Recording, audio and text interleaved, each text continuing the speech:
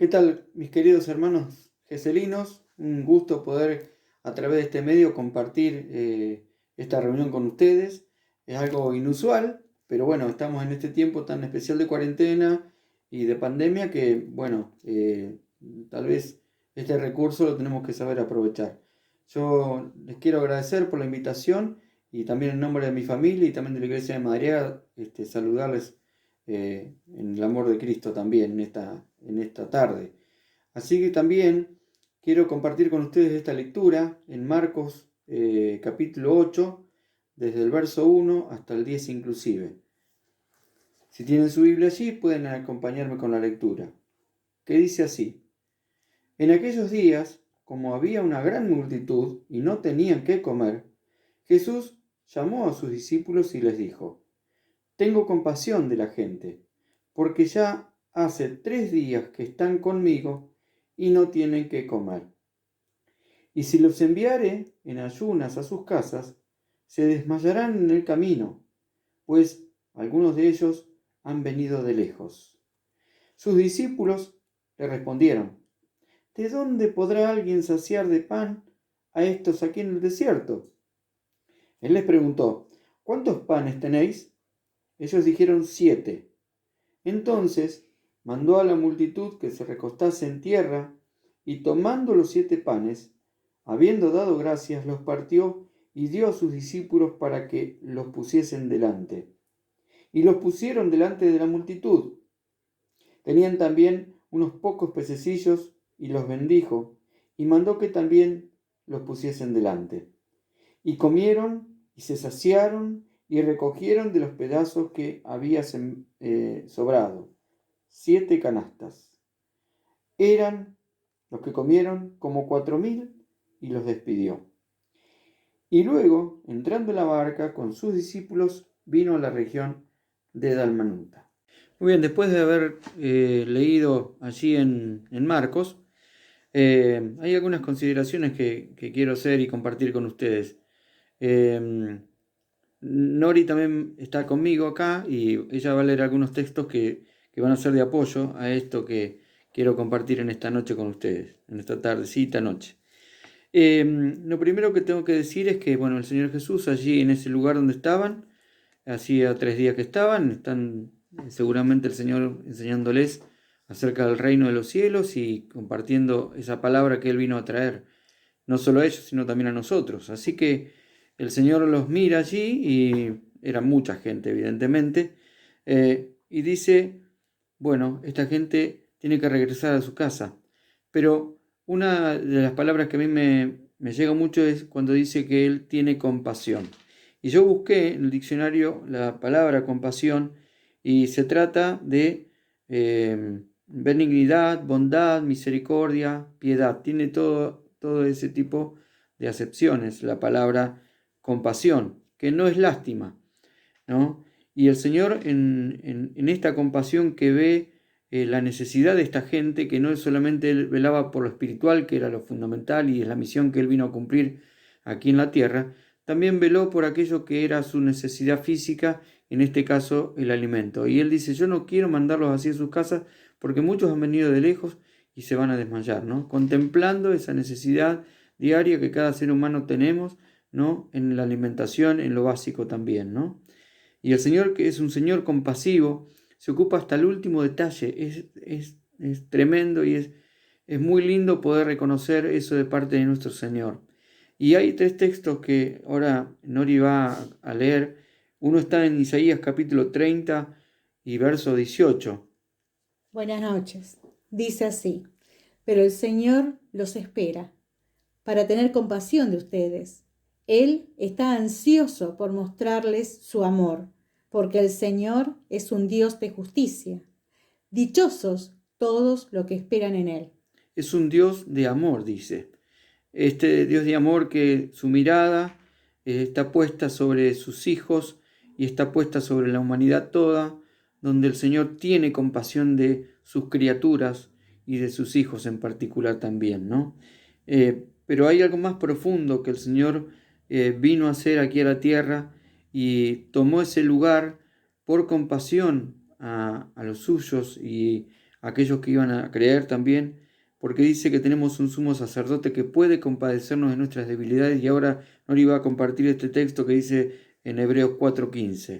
Pues nuestro sumo sacerdote puede compadecerse de nuestra debilidad, porque él también estuvo sometido a las mismas pruebas que nosotros, solo que él jamás pecó. Él puede compadecerse de nuestras debilidades. ¿Quién puede decir que no tiene alguna debilidad?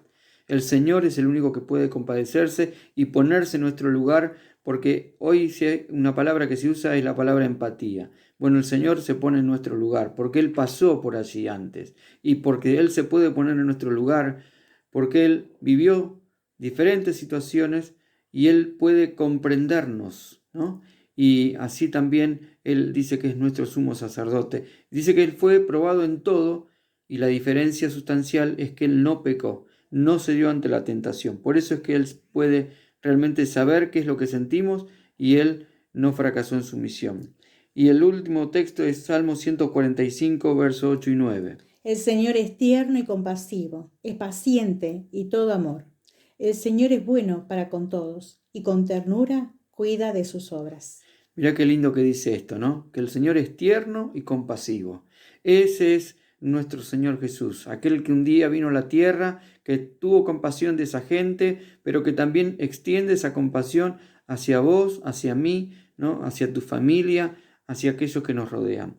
Y en esa compasión el Señor no se quedó solamente en ese acto que podríamos decir puede ser algo teórico, ¿no? La compasión al Señor lo movió a una acción concreta que va a posibilitar también un milagro. Él va a llevar adelante un milagro. Y allí se relata, ¿no es cierto?, acerca de que él dice, bueno, ¿cuántos panes tienen? Y el Señor, repitiendo un poco el milagro que anteriormente se cuenta en Marcos 6 también, Él multiplica esos 7 panes y esos peces que había allí en ese lugar. Porque siempre la compasión del Señor lo llevó a una acción. Y esto también lo vemos reflejado. Después, más adelante, Santiago habla en el capítulo 2 acerca de esas obras que demuestran nuestra fe. Y ahora también Nori nos va a leer en Santiago capítulo 2, versos 14 y a 16, que yo después les pido que ustedes lo lean en su casa, todo el capítulo en Santiago capítulo 2. Hermanos míos, ¿de qué les sirve uno decir que tiene fe si sus hechos no lo demuestran? ¿Podrá acaso salvarlo esa fe? Supongamos que a un hermano o a una hermana le falta la ropa y la comida necesaria para el día.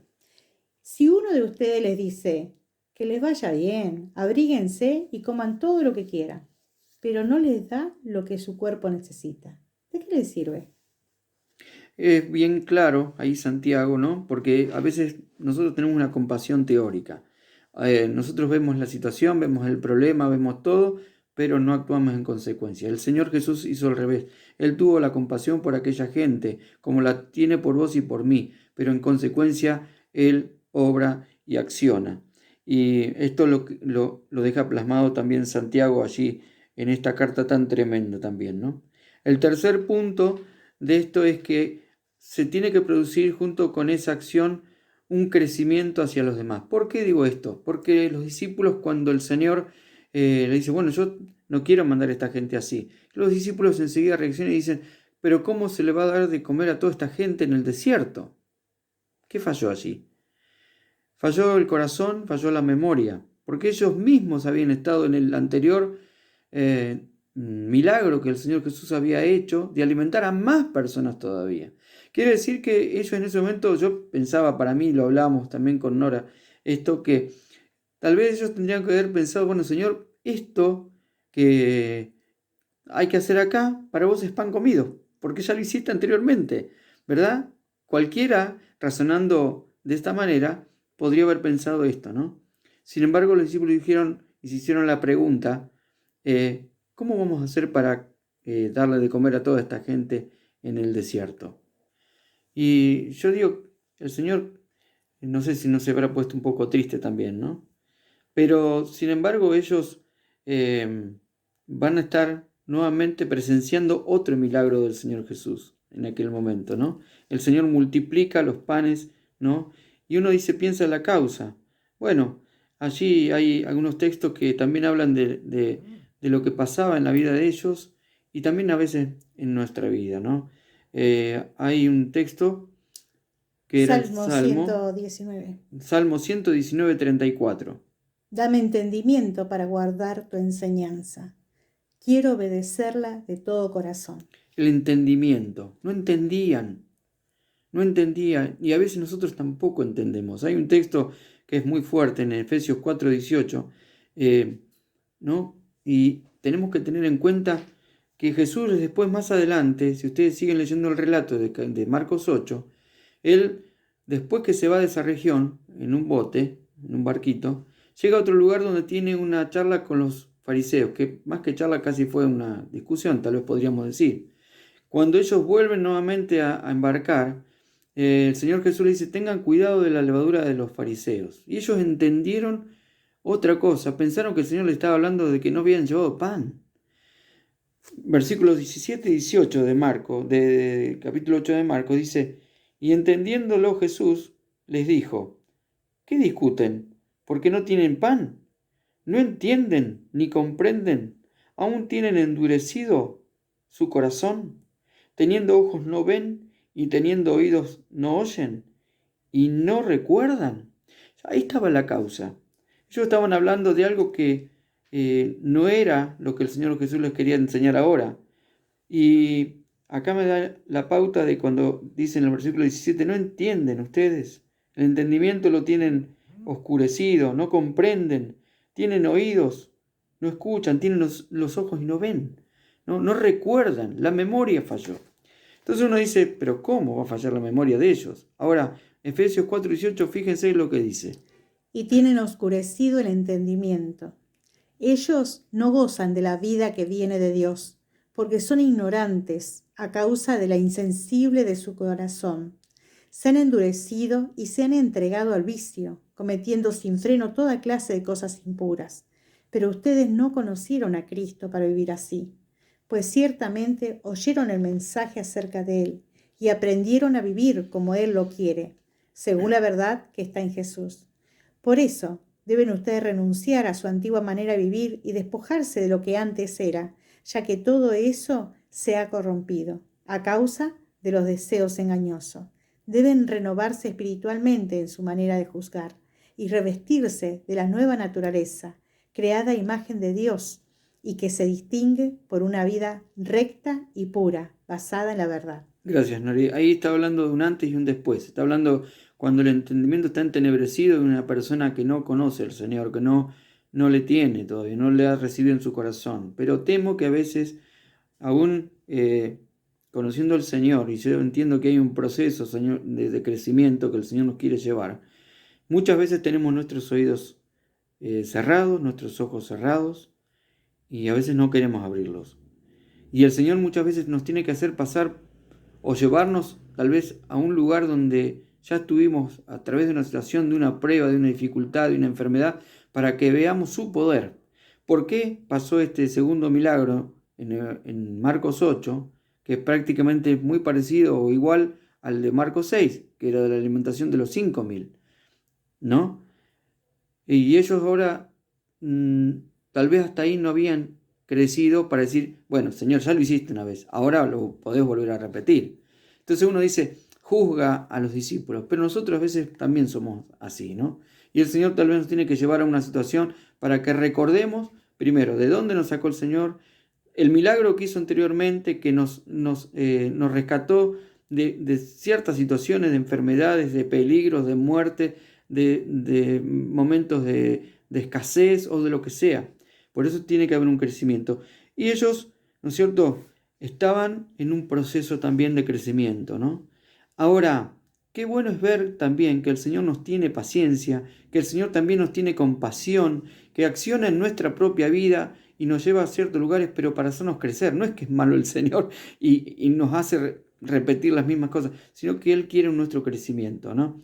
Y finalmente hay un texto que a mí me impactó mucho cuando lo leí, porque en 1 de Juan 5:20, quien va a escribir esto era alguien que había presenciado ese maravilloso milagro y el anterior que está relatado en Marcos 6, que era ni más ni menos que Juan.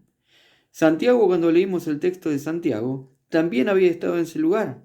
Quiere decir que ellos también se acordaron de todo aquello que habían vivido con el Señor Jesús. Por eso finalmente el texto de 1 de Juan 5:20. Sabemos también que el Hijo de Dios ha venido y nos ha dado entendimiento para conocer al Dios vivo. Vivimos unidos al que es verdadero, es decir, a su Hijo Jesucristo. Este es el Dios verdadero y la vida eterna. Ahora, ¿dónde está la clave para nosotros? La clave está en lo que dice 1 de Juan 5:20. Ahora tenemos un entendimiento que Él nos va clarificando y el secreto para Juan era que estaba unido.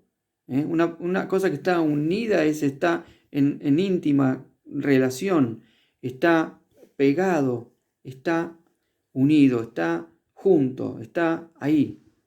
¿No es cierto? Y los discípulos entendieron esto después. Finalmente Juan entendió que la única clave, el único secreto, era estar unido al Señor. Y yo me preguntaba para mí, ¿cuántas veces habré estado desunido del Señor? Y el Señor quiere verme unido a Él, para que yo pueda entender su gracia, pueda entender su compasión, pueda yo ponerme en acción y pueda tener así también un crecimiento. Pero no lo puedo lograr solo. Ellos no lo lograron solo, lo lograron unidos con el Señor. Y nosotros también hoy tenemos que buscar esa unidad con el Señor para sobrellevar este momento que vivimos actualmente y todos los momentos que en nuestra vida vamos a vivir, porque vamos a vivir diferentes situaciones que no sabemos, pero todo eso va a redundar en un crecimiento y va a redundar para la gloria del Señor y también para bendecir a otros que no conocen al Señor. Yo espero que el Señor te bendiga y te toque con estas palabras, de las cuales hay mucho más para decir, pero confía en que el Señor es poderoso para hacer las obras que Él tiene preparadas de antemano para que caminemos en ella. Dios te bendiga.